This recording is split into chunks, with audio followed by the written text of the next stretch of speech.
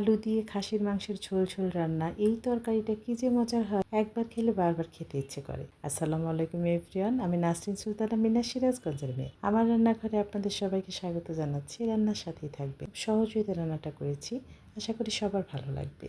এই রান্নার জন্য খাসির মাংসটা আমি খুব সুন্দর হইতে ক্লিন করে নেব, কারণ খাসির মাংস একটু বেশি করে ক্লিন করতে হয়, একটু বেছে নিতে হয়, ছোট ছোট লোম থাকে, তো আমি বেছে নিয়েছি। একবার ধুয়ে নিলাম, আবারও একটু কুসুম গরম পানি দিয়ে খুব সুন্দর করে আমি ধুয়ে নেব। এভাবে করে একদম ক্লিন হওয়া চাই, তবে কিন্তু রান্নাটা করতে বেশি স্বাচ্ছন্দ্য বোধ করি। একদম হয়ে গিয়েছে, এটা আমি রান্নার জন্য রেডি করে নিলাম এভাবে করে। এখন এটা হাতে মেখে রান্না করব। কড়াইয়ের মধ্যে মাংসটা দিয়ে দিয়ে সব মশলা অ্যাড করে দিচ্ছি। আদা রসুন জিরে বাটা, গরম মশলা বাটা, হলুদ লবণ, লাল মরিচের বাটা, সব কিছু দিয়ে দিলাম। ধনিয়ার গুঁড়ো দিয়ে, সরিষার তেল দিয়ে খুব সুন্দর হইতে মেখে নিতে হবে। মাখানো যত ভালো হয়, রান্নার স্বাদটাও কিন্তু তত বেশি ভালো হয়। আমি হাতে মেখে দিয়ে কিন্তু অনেক কাজ করি সংসারের, কারণ একটা রান্না উঠিয়ে দিয়ে অনেক কাজ করা যায়। এই রান্নাটা খেতেও অনেক বেশি মজার হয়, আসলে বেশি ভালো লাগে বলে আপনাদের সঙ্গে শেয়ার করি।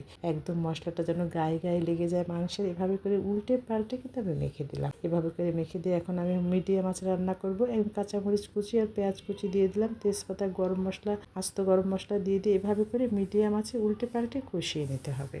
এভাবে করে কষানো যত ভালো হয়, রান্নার স্বাদটাও কিন্তু তত বেশি ভালো হয়। কষাতে কষাতে যখন অনেকটাই সফট হয়ে যাবে, তখন কিন্তু আমি গরম পানি অ্যাড করে দিব। রান্নায় সবসময় গরম পানি অ্যাড করবেন। গরম পানি অ্যাড করলে তরকারির স্বাদটা বেশি ভালো হয়। একটা জিনিস দেখবেন, যখন সিদ্ধ হয়ে যায় তখন যদি আপনি ঠান্ডা পানি অ্যাড করেন, তাহলে কিন্তু সেই স্বাদটা চলে যায়। সিদ্ধ আলু দিয়ে আজকে রান্না করবো, আলুটাও সিদ্ধ হচ্ছে। এখন গরম পানি দিয়ে দিলাম, অনেকটাই সফট হয়ে গিয়েছে, 60% মতো সিদ্ধ হয়ে গেছে। তখন কিন্তু আমি দিয়ে দিলাম গরম পানি। হাই হিটে রান্না করে নিচ্ছি, আর এদিকে আলুটাও কেটে নিয়েছি। আর সিদ্ধ আলু দিয়ে রান্না হচ্ছে, এর একটা অন্যরকম স্বাদ। সিদ্ধ আলু দিয়ে রান্না করে খেয়ে দেখবেন কতটা মজার হয়। আমি কিন্তু মাঝে মাঝেই করি, কারণ মাংসটা একটু বেশি খাওয়া হয় আমাদের বাসায়, সেই জন্য কখনো আলু দিয়ে, কখনো কষিয়ে, কখনো ঝোল ঝোল করে সব রান্নাই আপনাদের সঙ্গে শেয়ার করি। আমার রান্নাটা দুর্দান্ত গতিতে হয়ে গিয়েছে। এখন কিন্তু আমি পেঁয়াজের বেরেস্তা দিয়ে দেবো, সাথে একটু জিরে দিয়ে দিবেন। আস্ত জিরের ফ্লেভারটা খুবই সুন্দর হয়। এভাবে করে ভেজে দিয়ে দিলাম। এখন হাই হিটে রান্না করে নিচ্ছি। ঝোলের তরকারি একদম রেডি হয়ে যাচ্ছে। এই ঝোলের তরকারিটা কিন্তু সব কিছুতেই ভালো লাগে। পাউডার মশলাটা দিয়ে দিলাম।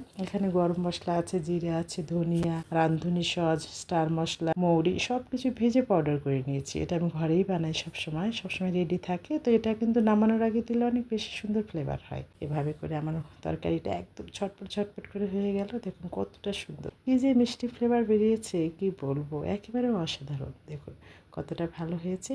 এটা রুটি, পরোটা, গরম ভাত, পোলাও সব কিছুতেই ভালো লাগবে। আপনি ট্রাই করতে পারেন।